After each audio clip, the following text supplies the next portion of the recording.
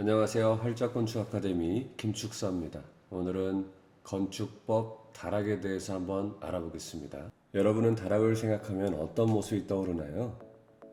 아마도 물건을 보관하는 창고보다는 예쁘게 꾸며진 나만의 안락한 방이 먼저 떠오를지도 모르겠습니다. 하지만 건축법에서 요구하는 다락과는 맞지 않는다는 것 알고 계신가요? 다락은 천장과 지붕 사이를 공간화하여 물건의 저장 등 부수적으로 사용하기 위한 곳을 말합니다. 기능상 거실로 사용하지 않는 공간인데요. 여기 보시는 빨간색 라인이 지붕이라면 하늘색 라인은 우리가 실내에서 위를 바라봤을 때 보이는 마감 라인이라 보시면 되겠습니다.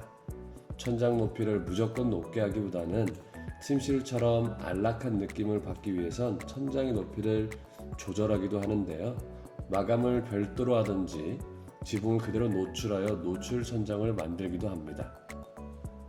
그렇게 지붕과 바닥 사이의 윗공간을 적절하게 조절하여 다락을 만들면 물건을 보관할 수 있는 공간이 늘어나 많은 이점이 있습니다. 그런데 자세히 보면 이 공간이 다락인지 3층인지 구분이 잘 안 가는데요. 어떻게 구별할까요? 건축법에서는 다락의 높이가 평평한 지붕에서는 1.5m, 경사진 지붕이라면 가중평균한 높이가 1.8m 이하가 되어야 다락으로 인정합니다. 그 높이를 넘는다면 층수로 산정되어 면적에 포함될 수 있습니다.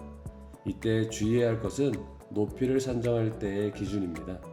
바닥과 지붕의 마감선이 아니라 구조체선 윗부분이라는 점을 꼭 알아야 합니다. 경사지붕의 계산식을 보면 다락방의 최적을 구하고 바닥 면적으로 나눈 값이 1.8m 이하가 되면 됩니다. 그러나 형태가 바뀌지 않는 동일한 형태라면 단면적에서 다락방의 길이를 나눈 값과 동일한 값이라니 쉽게 계산할 수도 있습니다. 여기까지가 다락 설치 기준에 대한 공통사항입니다. 건축법에는 명확하게 나온 것이 없어 실무에서는 다양한 해석이 존재했는데 국토교통부에서 고시 및 지침을 통해 다락에 대한 내용을 조금 더 정리해 주었습니다. 그럼 살짝 훑어볼까요?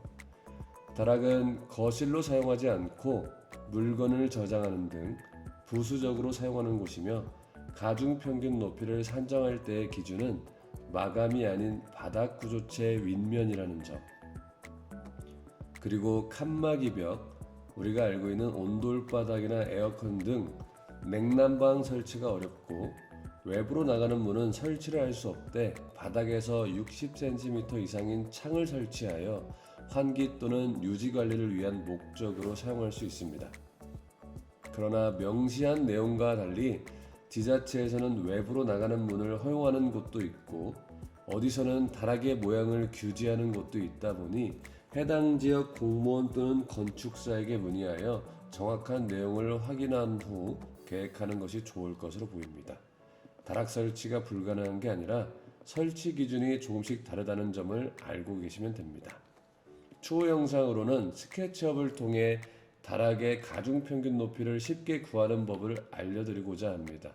일일이 계산하기 까다롭다면 지붕의 형태를 3D 형태로 만들게 되면 스케치업에서 최저값과 바닥 면적 값을 알려주기 때문에 그 값을 나눠주기만 하면 쉽게 높이가 산정되어 높낮이를 조정하면서 인정되는 다락 높이로 만들어낼 수 있다는 점.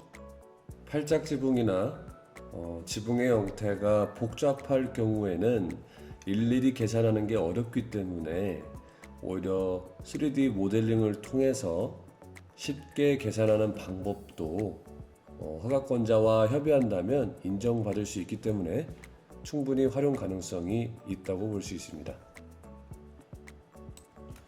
그럼 도움이 되셨길 바라며 다음에 또 다른 주제로 찾아뵙겠습니다. 감사합니다.